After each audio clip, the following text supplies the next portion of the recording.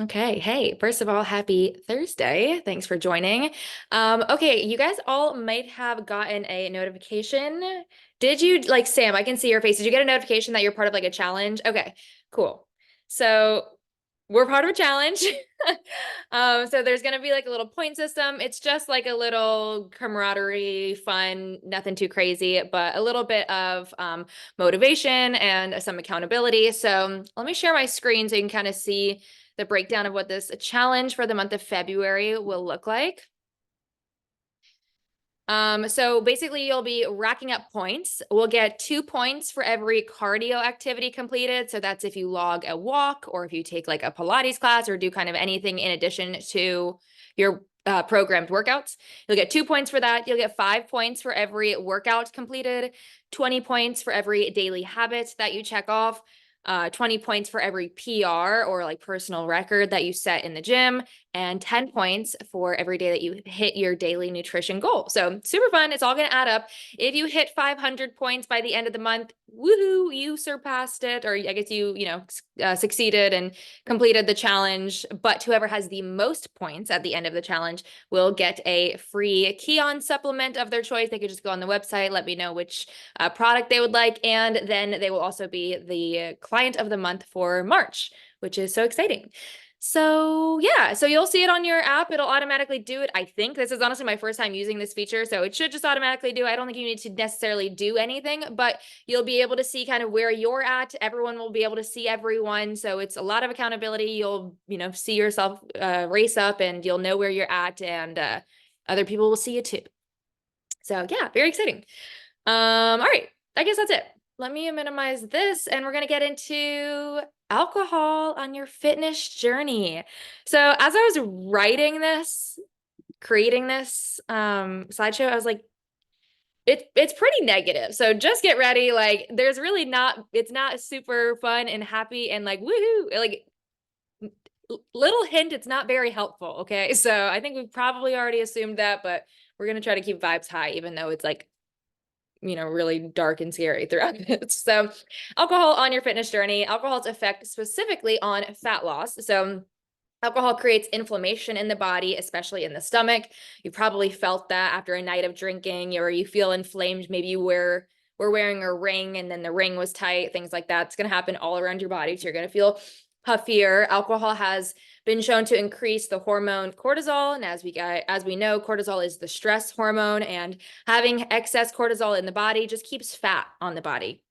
Cortisol, stress, at the end of the day, is all the same kind of stress. Your body is not perceiving, oh, this is stress from alcohol versus, oh, this is stress because I'm being chased by a bear or somebody's holding a gun to my head or my boyfriend broke up with. All stress is registered in the body exactly the same chemically. So what it's going to do on your body is definitely not going to be prioritizing fat loss. It's going to be prioritizing just survival. And how do we survive? By keeping energy, keeping calories on our body. Alcohol affects your sleep patterns. Again, you've probably experienced that. You don't have the best sleep when you drink. Maybe you sleep for a long time after a night of drinking, but it's definitely not the best. You don't wake up feeling very refreshed. And because of that, because the patterns of your sleep are affected, that will also inherently affect the hormones that are released during your sleep and have a domino effect just on all other hormones. Hormones and minerals in your body are like I don't know what the right analogy would be, but like a puzzle kind of thing. If one, or a domino effect, if one gets messed up, or as one is too high or one is too low, all of the other ones start to make up for it in some way. And these are hormones that are going to be affected, like your thyroid, insulin, ghrelin, which these are all huge hormones that play a role in your body's ability to lose fat, your metabolism in general, and your like hunger cues. So that's not good. And then alcohol also obviously doesn't have any nutritional value. You're not getting anything beneficial at all from these calories, but it is a substantial amount of calories, especially obviously if you have more than one drink. So just keeping in mind that you're not really getting any of the good parts of food and fuel. You're really just going to be giving your body more calories to burn and therefore slowing down fat loss. Okay, alcohol's effect on muscle growth. And as we know, lean muscle mass burns more calories at rest. So we need some lean muscle mass in order to lose body fat, okay? Protein synthesis which I don't know if you've heard of that before, but protein synthesis is something that happens in your body. It's the recovery and growth of skeletal muscle. So basically, it's what your body is doing when you're gaining muscle or recovering after a strength training session.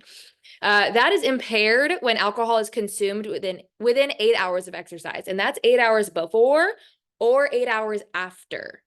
So if you have alcohol in your body within a 16-hour window of your workout, you are kind of just taking your workout and throwing it down the drain, sort of thing.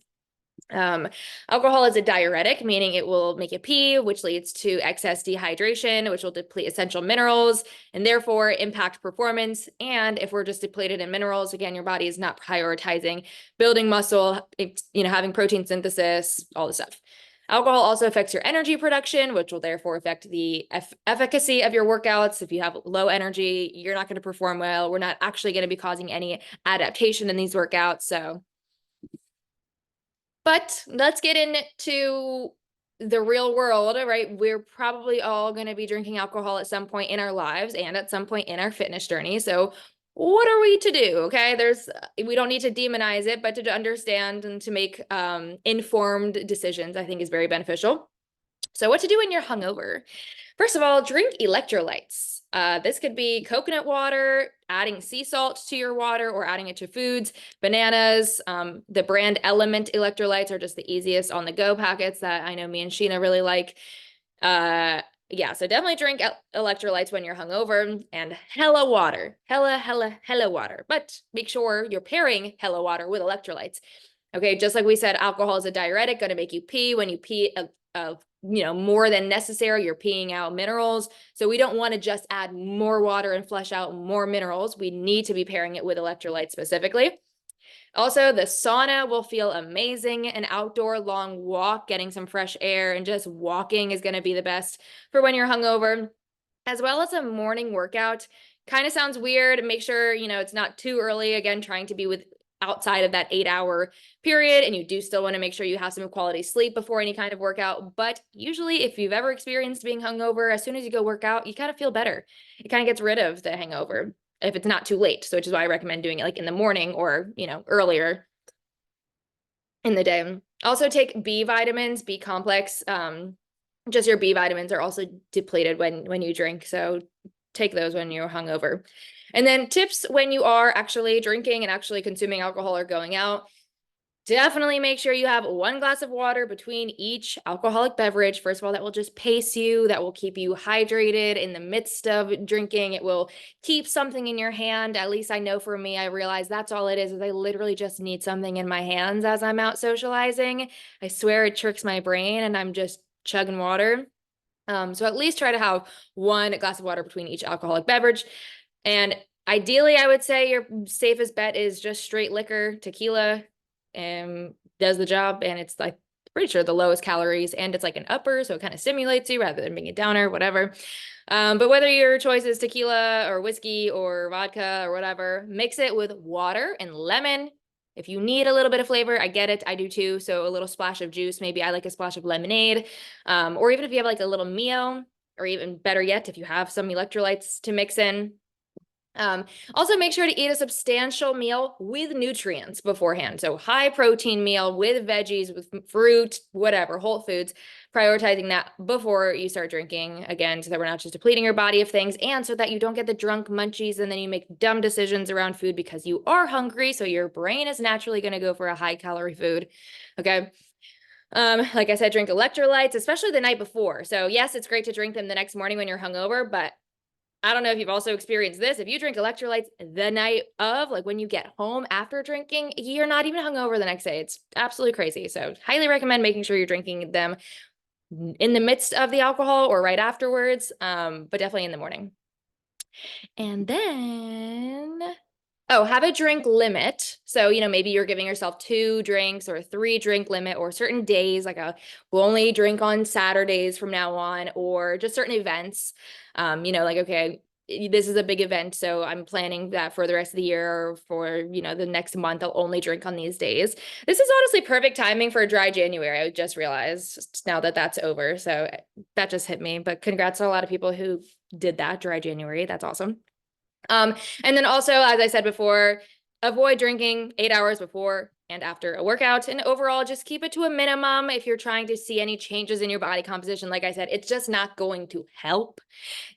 Yeah. So you don't need to demonize it. We're all going to drink every once in a while, but understanding that if you're in a phase of your life, and keyword a phase, where we're actively trying to change your body composition, maybe this is the time where, drinking is a little bit less frequent in the spirit of frequency.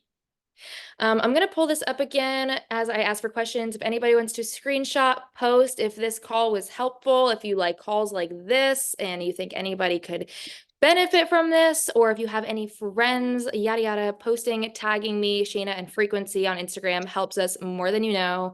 So I'm going to leave this up here just for a second, but any questions, anything that hit, anything you guys can relate to or want to chime in on this topic?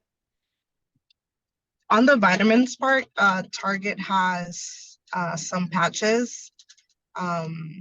We did like a Christmas party, and it was 8 of us, and everybody had to bring a drink, so we were feeling it. But I did a patch of B12 in one hand and B complex on the other, and it worked. I smelled like, or I thought I smelled like vitamins, but it worked, and we were snacking in between, and maybe it was a snacking, I don't know, but I've used it other times where we go ham drinking, and it works. I am hungover, but I'm not in that painful hangoverness. So that's also, if anybody wants to try it, that's a quick option. You can put it on. It's they're kind of like soft skin-like color too.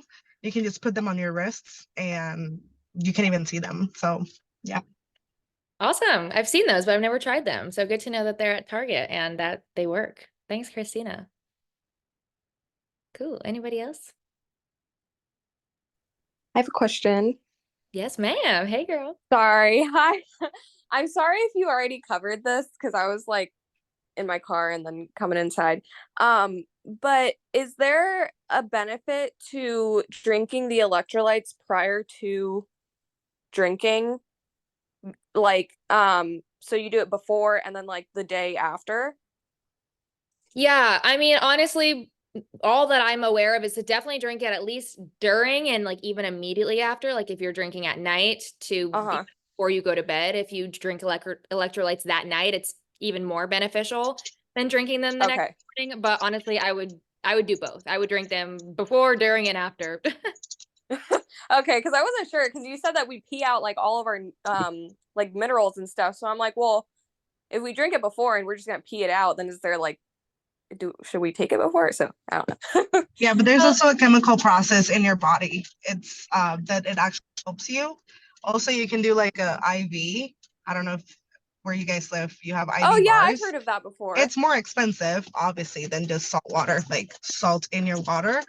But the chemical process in your body, it's gonna help you. You're not gonna feel as groggy, and then also, like what I recommend my patients, don't chug the water. Like the next day you're super thirsty, but don't chug it because you're just gonna flush it out, even if it's like salt water that you're salting at your house. Don't chug it. You're just gonna go straight through. If you've noticed, anytime you just chug water, you have to run to the bathroom straight out.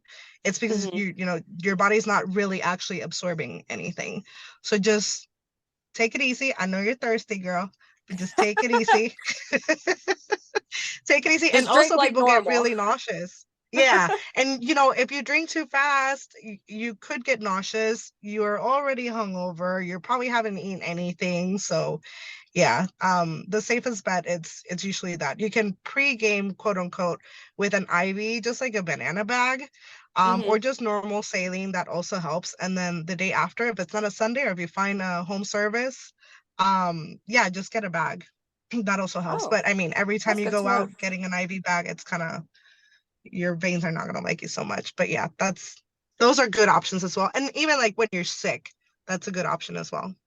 Yeah, I've heard of those too. That's really good to know. Maybe I'll look into that. We have an IV place where I live. I live in Daytona area, but there's a place around here I'll look into. Cute. Fun. Love that. Great advice. I was just gonna say, drink your electrolytes every day, ladies. Every day. Team Yeah. every day. Yeah. Before, during, after, drinking, not drinking. Yeah. Also, the next day, if you are feeling really bad, I will take like a Midol instead of an Advil just because there's caffeine in that. My boyfriend actually is the one who told me to do that. And I'm like, when did you get a vagina? But it works. So That's funny. Does he take it? yeah, I guess it's like a college trick. Like I guess the lacrosse guys in college did it because it has caffeine in it. That's funny. All right. The more you know. Excedrin works too. Our nurse Christina.